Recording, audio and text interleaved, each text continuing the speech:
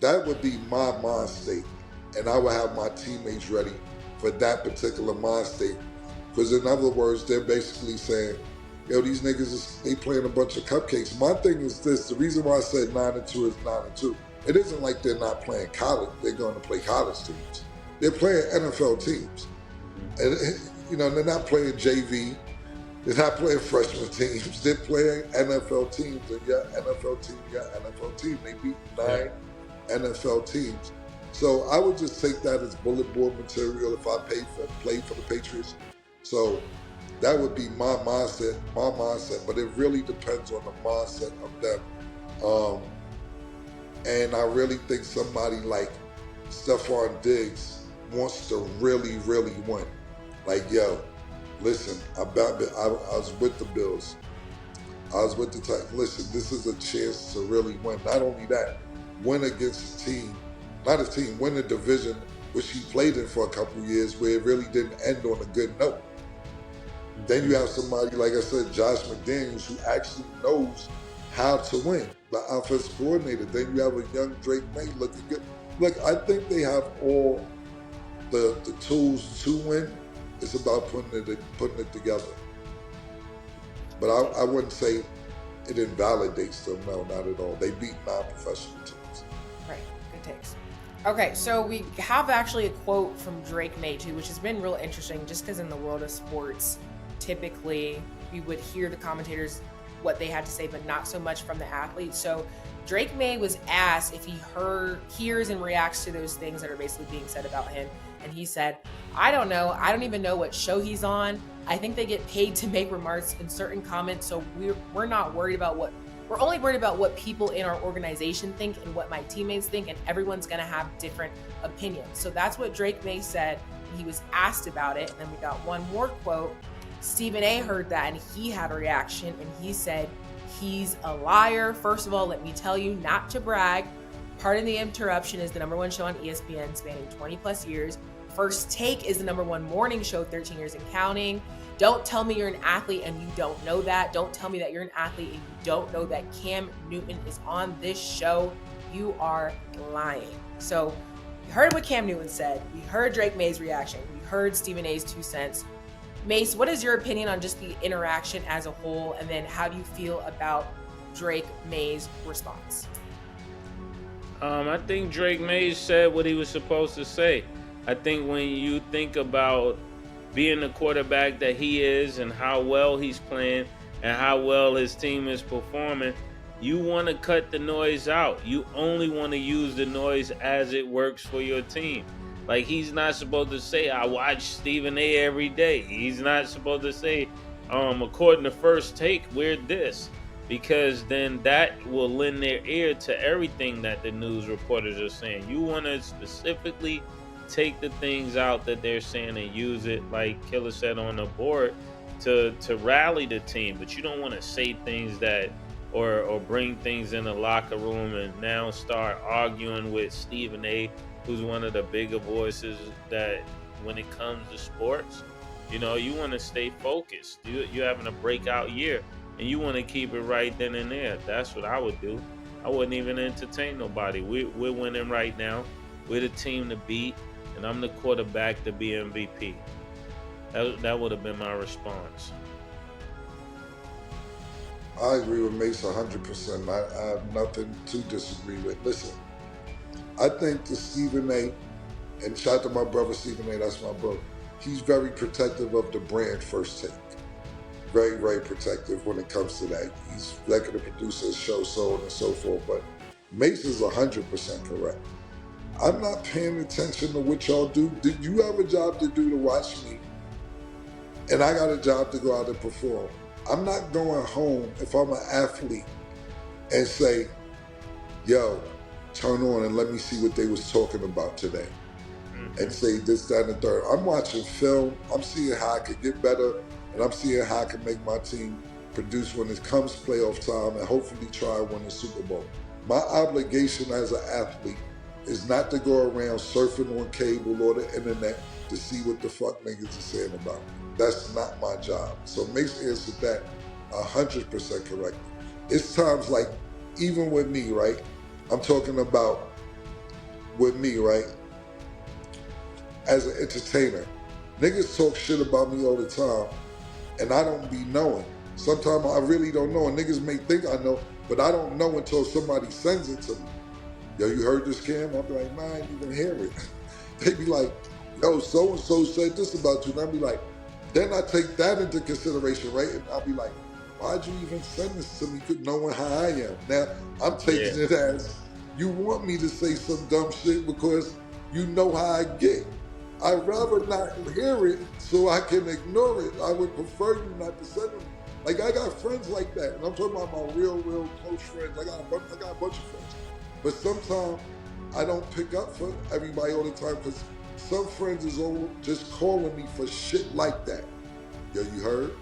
Yo, you know so-and-so said this about you. Yo, you heard the nigga say this about you. And I'm like, why would you want me to know that, knowing how I am? Why don't you call and see how I'm doing? You know what I'm saying? Because that means, I'm just saying, some things, now don't get it fucked up. Some things I need to hear. Some things I do need to hear. But if you know it ain't gonna make a difference, like it's bullshit, why even send it to me? Because I don't need to hear it, because I don't give a fuck. But now you making me give a fuck.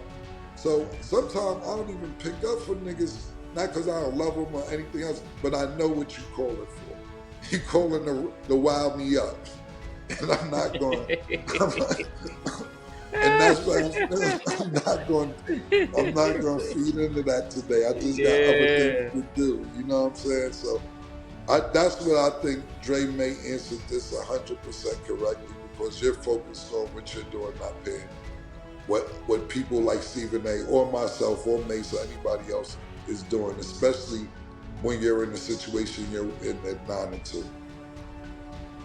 Those are great takes. Okay. We're going to go to break. When we return, we will discuss the best teams in the East and the best teams in the West. Don't go anywhere. Okay. Hey, if you want to put the light on it.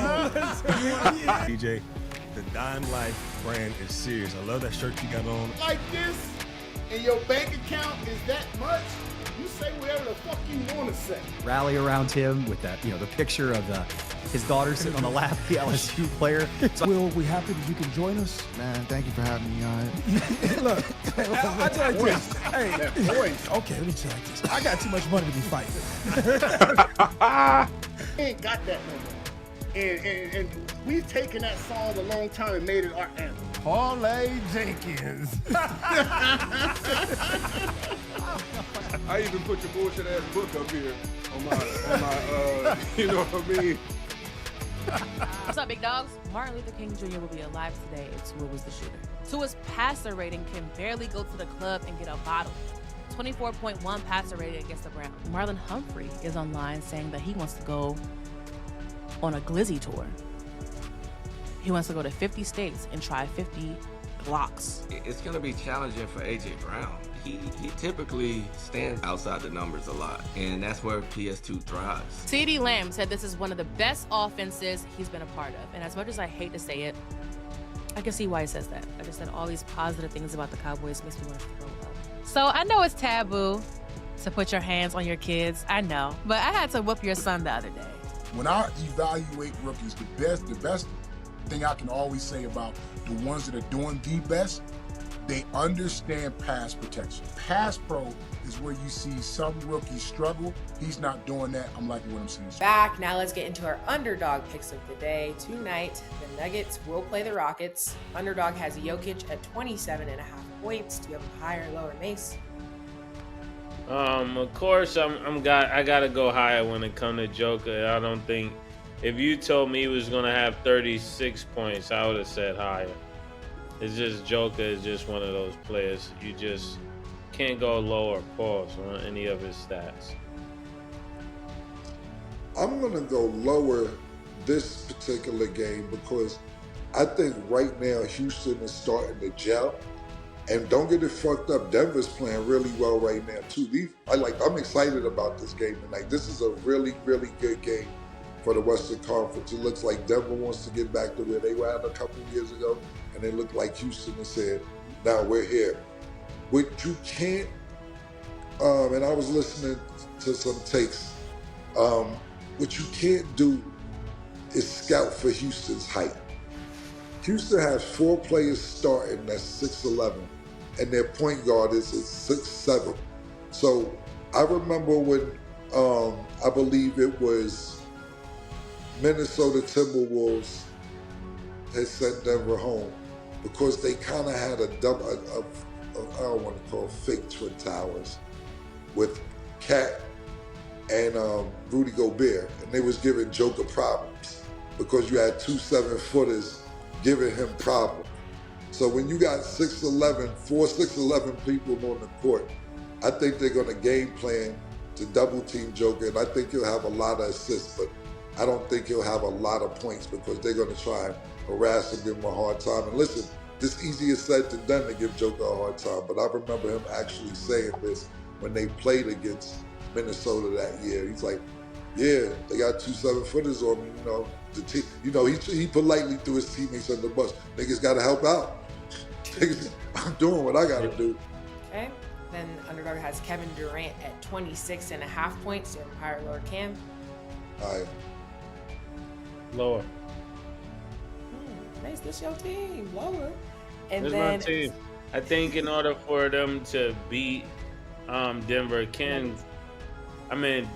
for Kevin Durant and them to beat them, I think he can get 40. His potential is to be at 42 against this team, because at the 3 position, they're not going to have anybody formidable that could really stop him. But I think when it comes to this team, he's going to have to get some other people involved to beat that Denver team. It couldn't just be him. Okay. And then Sengun is at 21.5 points. Higher, lower, Mase? I have him higher. Yep, more higher as well. Okay, make sure y'all download the Underdog app and you can make your picks too. So looking at the top standings in the East right now, we got the Pistons, the Raptors, the Knicks, the Cavs, then the Heat. Mase, out of these 5 teams, who do you trust the most to keep this momentum? Pistons, the Raptors, who else? Knicks, Knicks. Cavs, Heat. Thanks, Cat. I don't trust your Heat, Stat. You know that 100%. I don't trust It's them. not her Heat anymore, Mace. Oh, Yes, yeah, it is. I made that said clear it's still too. the crib. And the crib is home still the will always crib. be the home. Stat, Thank you. that is wild for you. You know how they say I like that for you? I don't like that for you. You know what they said, actually? They said that I had to have graduated from Titletown Summer School because I have made my own rules at this point. And I'm okay with that. I could teach a master class because y'all know where I'm at. Y'all know where I be. And that's that. That was mean. That was a clip right there. You graduated from Titletown, so you blaming this on my summer school. Well, we actually did tell you, Stat, go with the winners. That's what I would tell my daughter if I had a daughter. I would tell her, go with the winner. You know, life is not going to be better with the losers.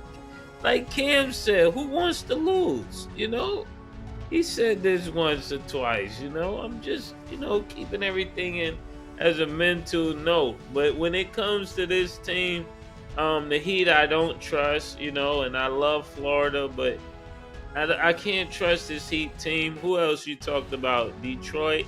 I would love to see Detroit win, and I love the city of Detroit. I love everything about Detroit, except I'm not sure about this team just yet. So if I have to pick somebody, it's going to be the Knicks, or I want to say this, Killer, the Cavs with Lonzo Ball. They are a different team in the backcourt.